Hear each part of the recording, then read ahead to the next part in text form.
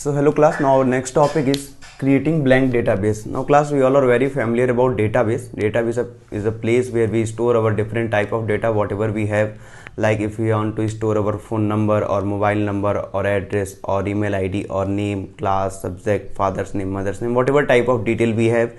If we want to store our detail, then we can store all the types of detail in a database. But when we start storing our different type of data in a database, so first time our data was totally empty means blank. So in this lecture we'll learn about create a blank database. Then there is a few simple steps which we need to follow for creating a blank database, and steps are just like, first step, click on start access.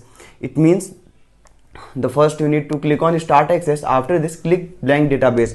When you click on a start access, there is a multiple option shows on your desktop, and from the multiple option you need to click blank database option. After this, you see there is a step 3.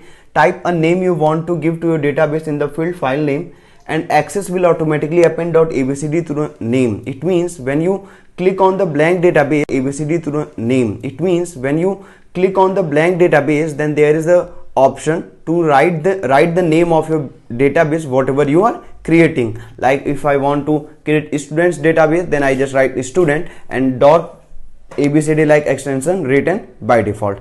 After this, next step, click the browse button to file new database windows appear. It means there is a different way, and if you want to browse your data or if you want to change the location of your data, then you can done this thing in a very simple way. After this, there is a locate the folder in which you want to store your database. Note that the name of the file appear in the file name. It means if you want to change the location of your database, whatever you have, and you want to shift your database from local disk C to local disk D, E or F, whatever you want, so this can be also done. And after this, you need to click on a OK icon. That was the step 4. After this, step 5, click the create button, access the database and open a data sheet with the table tools available to you. It means after these all are the things, you are able to write all the things, whatever type of data you have.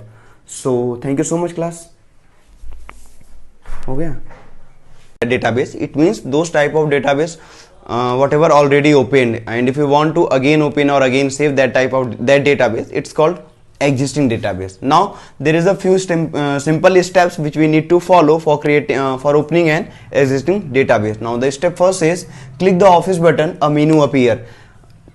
The first step what you need to done, you need to click on the office button and there is a menu appears on your desktop, and you need to choose one option from the multiple options of menu, and that option is open. After clicking on open option, there is a step 3 which says locate the folder in which you store your database. It means whatever place you want to store your database or whatever source you want for your database, you need to select that location for storing your any type of database. After this, click the database name.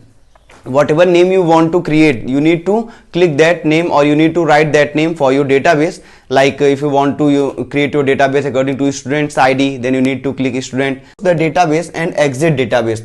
There is a two different steps which you need to follow for closing our database as well as exit our database. Now step first for close our database is click the MS Office button, a menu appear. The first of all, you need to click on the MS Office button, there is a menu appears, and from the menu you need to click on exit access. After this, you can exit from your access or from your database. After this, the exit access says click the MS Office button, a menu appears, click exit access, you exit that database whatever you want. Here you need to click on close access, and after this you close